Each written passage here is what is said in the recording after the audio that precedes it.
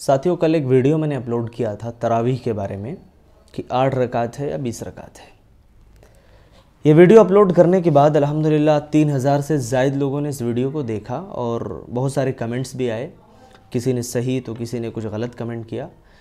تو آج کی اس ویڈیو میں میں خلاصہ کرنے والا ہوں کہ آخر ہمیں سنت سے اتنی زیادہ چڑ کیوں ہے۔ میں نے اس ویڈیو کے اندر بتایا یہ تھا کہ پیارے نبی صلی اللہ علیہ وسلم کی سنت کیا ہے، آپ نے کتنی رکعت پڑھی ہے، اور وہ ساری چیزیں اگر آپ نے وہ ویڈیو نہیں دیکھی ہے تو جا کر کے آپ دیکھ لیں، اور میں انشاءاللہ اس کا لنک بھی ڈسکرپشن میں دے دیتا ہوں، آپ وہاں سے بھی ویڈیو کو دیکھ سکتے ہیں۔ تو آئیے میں ایک ایک کر کے وہ کمنٹس آپ کو بتاتا ہوں پڑھ کر کے کہ کس طریقے سے لوگوں نے کمنٹ کیا ہے اور سنت کو لے کر کے لوگوں کے اندر کس قدر یعنی بے توجہی ہے۔ ہونا تو یہ چاہیے تھا کہ بھائی جب سنت کی بات آ گئی، نبی صلی اللہ علیہ وسلم کا طریقہ آ گیا تو باقی بات ختم ہو گئی۔ کسی نے کہا کہ نہیں سعودی میں جو ہے 20 رکعتیں پڑھی جا رہی ہیں، بڑھائی جا رہی ہیں۔ کسی نے کہا کہ حضرت عمر ابن خطاب رضی اللہ عنہ کے زمانے میں لوگ 20 پڑھتے تھے، تو کسی نے کچھ کہا، کسی نے کچھ کہا۔ مطلب یہ ہے کہ اپنی بات کو ثابت کرنے کے لیے کسی کے پاس کوئی پختہ دلیل نہیں ہے نا، اور نبی کی حدیث آنے کے بعد اس بات کا احساس بھی نہیں کہ بس ہمیں اب یہیں اسٹاپ لگا دینا ہے، یہیں رک جانا ہے، اب اس کے آگے نہیں بڑھنا ہے ہمیں، کیونکہ نبی نے جتنا پڑھا۔ ابھی کوکب نورانی کی ایک ویڈیو بھی میں نے اپلوڈ کیا تھا، آپ نے شاید دیکھا ہوگا، کہ اس نے کہا کہ دیکھو اللہ تعالیٰ نے اگر پوچھ لیا ہے نا کہ تراویح 20 رکعت تھی، تو نے 8 ہی کیوں پڑھی، تو پھر کیا کرو گے؟ تو 20 پڑھ لو، کیونکہ 8 اگر پڑھ کر کے چھوڑ دو گے اور اللہ نے پوچھ لیا تو کیا جواب دو گے؟ اس طریقے کی باتیں کر کے عوام الناس کو گمراہ کیا جاتا ہے۔ میں آپ کو بتاؤں، دیکھیے سنت، جب بندہ سنت پر چلتا ہے نا تو یہی اس کے لیے سب سے بڑا کامیابی کا راز ہے، اور جب ہم سنت پر عمل کرتے ہیں تو اللہ تعالیٰ اس بات پر خوش ہوگا کہ بندہ میرے نبی کے بتائے ہوئے طریقے پر چل رہا ہے اور اسی طریقے پر وہ اپنی عبادات کو انجام دے رہا ہے۔ اللہ نے اگر یہ پوچھ لیا کہ میرے نبی نے 8 پڑھی تھی، میرے نبی نے 11 پڑھی تھی، تو میرے نبی سے آگے بڑھ رہا تھا، 20 پڑھ کر کے تو ثابت کیا کرنا چاہ رہا تھا کہ اللہ کے رسول صلی اللہ علیہ وسلم سے زیادہ تو متقی ہے، زیادہ پرہیزگار ہے، زیادہ اللہ سے ڈرنے والا ہے۔ اور واقعہ کیا ہم اور آپ بھول جاتے ہیں؟ 20 رکعت اگر ہم پڑھتے ہیں یا کوئی بھی عبادت انجام دیتے ہیں تو اس واقعے کو تو ذہن میں کم سے کم رکھنا چاہیے نا، کہ وہ 3 لوگ جو اللہ کے رسول صلی اللہ علیہ وسلم کے ازواج مطہرات میں سے کسی کے پاس آئے تھے، اور ایک نے کہا تھا کہ میں ہمیشہ روزے رکھوں گا، دوسرے نے کہا تھا کہ میں ہمیشہ نماز پڑھوں گا، تیسرے نے کہا تھا کہ میں شادی نہیں کروں گا۔ تو اس طریقے سے جو ہے یعنی تینوں نے اپنے آپ کو دنیا سے منقطع کر کے، کاٹ کر کے ہے نا، بالکل اللہ کے ساتھ ہم جوڑ لیں گے اپنے آپ کو، بڑے مقرب بن جائیں گے، بڑے نیک بن جائیں گے۔ لیکن جب یہ بات اللہ کے نبی صلی اللہ علیہ وسلم تک پہنچی،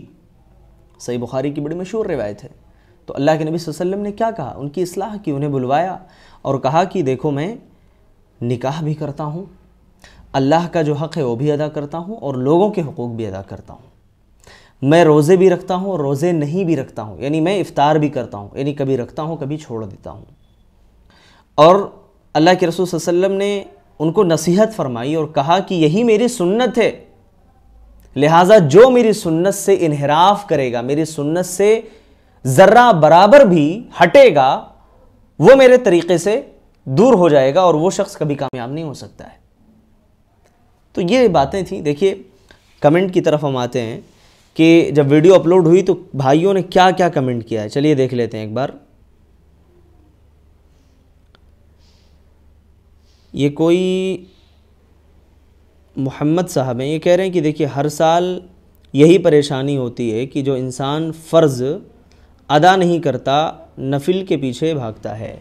ہاں یہ بات تو آپ نے بہت صحیح کہی ہے، تو اسی بات پر ہم آپ کو لائک دے دیں گے اور آپ کے لیے دعا کریں گے کہ اللہ تعالیٰ آپ کو ایسے ہی صحیح بات سمجھنے اور ہم سب کو اس پر عمل کی توفیق عطا فرمائے۔ بھائی نے بہت اچھی بات کہی ہے کہ تراویح کو لے کر کے جو لوگ لڑائیاں لڑتے ہیں نا رمضان کا مہینہ قریب آنے پر، تو ان لوگوں کو چاہیے کہ بھائی فرض کی بھی پابندی کرے رمضان کے بعد،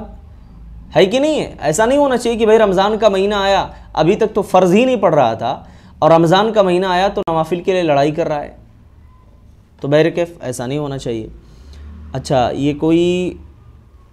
نجات صاحب ہیں، کیا نام ہے ان کا نہیں معلوم ہے، کہہ رہے ہیں کہ 8 پڑھنے والے باقی کہاں سر جائیں گے، کیا کہنا چاہ رہے ہیں؟ ان کی بات تو سمجھ میں مجھے نہیں آئی، آگے دیکھتے ہیں۔ یہ کوئی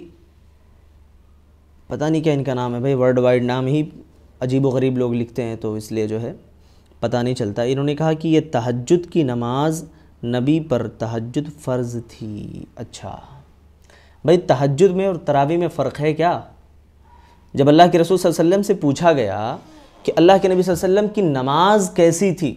رمضان اور غیر رمضان میں، الفاظ حدیث میں ملتے ہیں کہ رمضان اور غیر رمضان میں اللہ کے رسول صلی اللہ علیہ وسلم کی نماز کیسی تھی، اما عائشہ رضی اللہ تعالیٰ عنہ سے پوچھا گیا تو آپ نے کیا کہا کہ اللہ کے رسول صلی اللہ علیہ وسلم ما کان یزید فی رمضان ولا فی غیرہ علی 11 رکعہ، اللہ کے رسول 11 رکعت سے زیادہ پڑھتے ہی نہیں تھے۔ تو یہی نماز چاہے آپ رمضان میں پڑھیں، تراویح ہے، تہجد کی نماز ہے، رمضان کے علاوہ پڑھیں وہی طرح وہ بھی تہجد کی نماز ہے، کوئی مسئلہ نہیں ہے۔ اور تراویح میں تہجد میں کیا فرق ہے؟ کوئی فرق نہیں ہے، قیام اللیل ہے۔ بھئی اللہ کے نبی صلی اللہ علیہ وسلم نے جو فضیلت بیان کی کہ من قام رمضان ایمانا و احتسابا غفر له ما تقدم من ذنبہ، کہا کہ جس نے ایمان و احتساب کے ساتھ رمضان کے مہینے میں قیام اللیل کیا اس کے گناہ معاف کر دیے جاتے ہیں۔ تو قیام اللیل ہے یہ،